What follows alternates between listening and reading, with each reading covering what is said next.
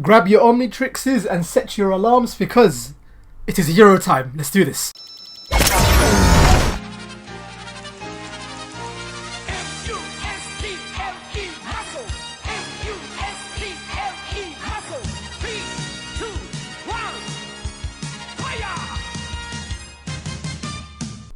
This video is dedicated to my 10-year-old self, as I think he would be very, very proud of his 20-year-old self doing this drawing, and I think he would be over the moon applaud.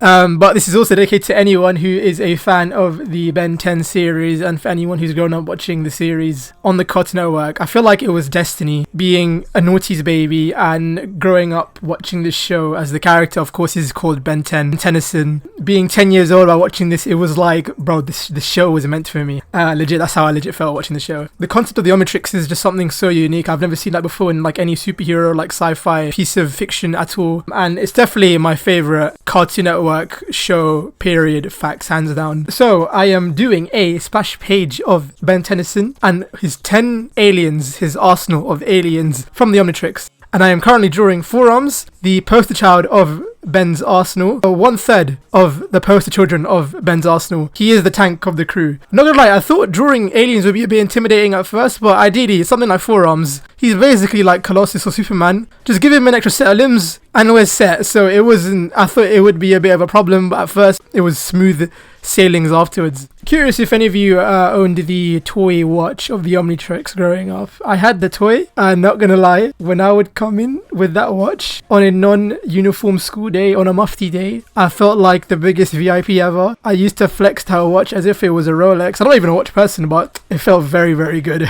But yeah, we are currently drawing Heat Blast, the second poster child of Ben's arsenal of the Omnitrix. And I want to say this is the default fan favorite of the fan base. You can't go wrong with a flaming skeleton skull firing fireballs out of his hands. You gotta love Heat Blast. And now wrapping up with the trifecta of Ben's, I guess, go-to trio of aliens being Accelerate, the speedster of his alien arsenal. For a good amount of time during primary school, I would spell Accelerate like the way they do in the show. XLR8, letters and numbers only, not the actual way it's spelled in the dictionary, because I was very, very terrible at English at the time. So that was my cheat way of spelling Accelerate during like English essays.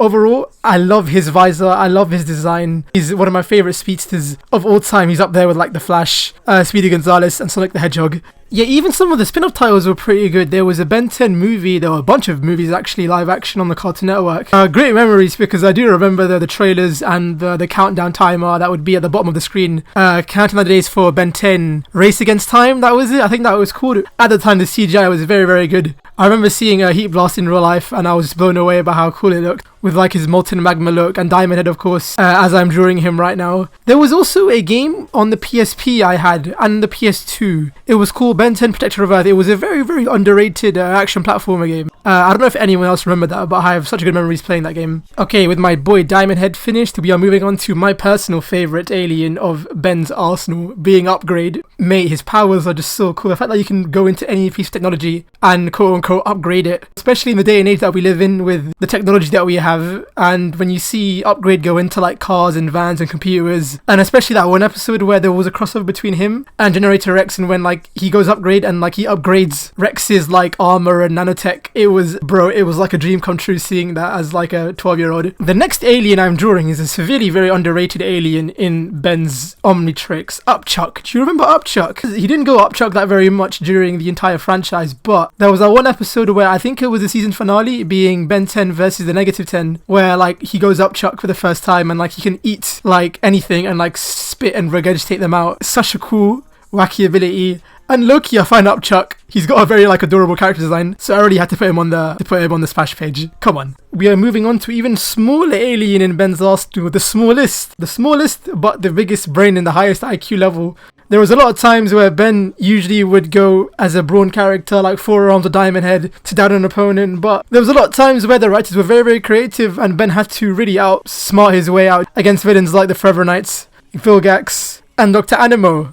Grey Matter is an alien that has definitely grown on me. Even though he can't fight, again, he uses his wits, his will, his brains to break out of any situation.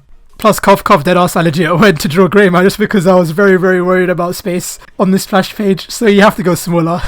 But yeah, genuinely, Ben 10 has like so many memorable episodes. One of my favorite was, I think it was the Ben versus Captain Kangaroo episode, where Ben and team go to like a convention and turns out his heroes have been like plagiarized and they're called like the Super Friends. And Ben's like, what? These are my heroes. How dare you do that to them? A massive like conspiracy that Captain Kangaroo is like an evil guy and Ben has to like figure out and solve the mystery.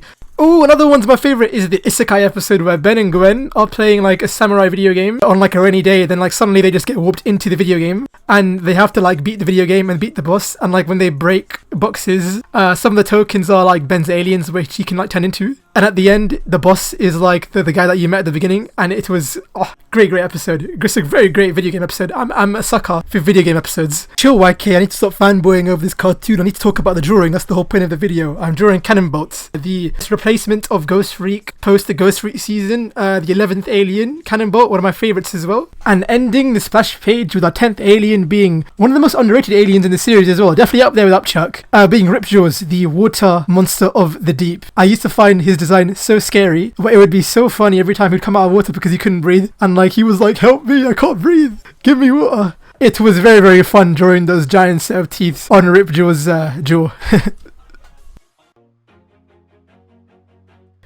Before we part ways, if you did like the video, please make sure to like, comment and subscribe. And with that said, let's see the final piece. Always do it on my own, so I gotta get through it. And the only thing I know is to love what I'm doing. Never give up, never slow, till I finally prove it. Never listen to the no's, I just wanna keep moving. Keep my head up when I act, head up, that's a fact. Never looking back, I'ma keep myself on track. Keep my head up, staying strong, always moving on.